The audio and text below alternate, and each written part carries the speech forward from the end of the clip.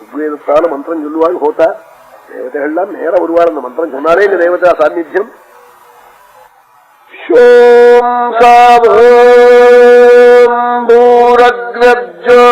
பூரக்ஞோதிர்ஜோதிரக்னோ இந்திரோ ஜோதிர்புவோ ஜோதிரிந்திரோ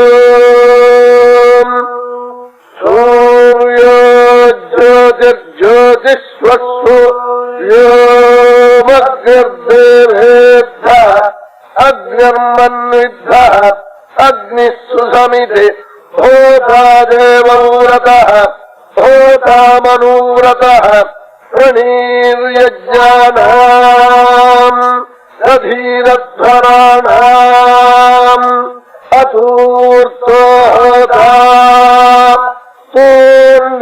பூர்ணிர்ஹவ்யவாட் ஆதேவோ தேவான் ரக்ஷதி யக்ஷதக்ஞர்தேவோ தேவான் so அத்வராகரதி ஜாதவேதோ பிரபோ தேவாயாக்ரயே பர்ஹிஷ்டமர்ச்சாஸ்மை கமத்தேவேபிராசனோ யஜிஷ்டோ பர்ஹிராசதோ பிரபோ தேவாயாக்ரயே பர்ஹிஷ்டமர்ச்சாஸ்மை गमद्देवेभिदासनो यजिष्ठो बर्हिरासदो प्रभो वायाग्रये बर्हिष्ठमर्चास्मै गमद्देवेभिदासनो यजिष्ठो बर्हिरासदो मृताव रोदसीदस्सन्द ऊतयः अविष्मन्तस्तमीलते तं सनिष्यन्तो वसो सयज्ञान यशां सयज्ञानामथाशिषः अग्निं सम्बोधुवस्य दायो वनितामघों सनः शर्माणि वीतये निर्यच्छतु शन्तमा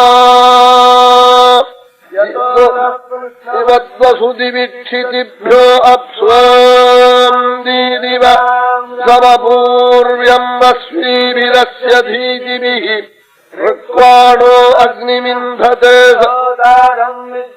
विशोमुतनो ब्रह्मन्न विष उक्तेषु देवहूतमः सन्नः शोचामरुद्रुधो अग्ने सहस्रशतमाम् सोम सावोम नूनोरा सहस्रवत्तोकवत्पुष्टिमद्वसु युमदग्ने सुवीर्यम् वर्षिष्ठमनुपक्षितोऽन्नो रास्वसहस्रवत्तोकवत्पुष्टिमद्वसु युमदग्ने सुवीर्यम् वर्षिष्ठमनुपक्षितोऽन्नो सहस्रवत्तोकवत्पुष्टिमद्वसु युमदग्ने सुवीर्यम् वर्षिष्ठमनुपक्षितो தேவதைகளும் வருவாளாம். ஜகத்துக்கு முக்க க்ஷேமம் மங்களம்னு சொல்றது நிர்வேத மந்திரம். மந்திரத்தை கேட்டாலே போருமாம்.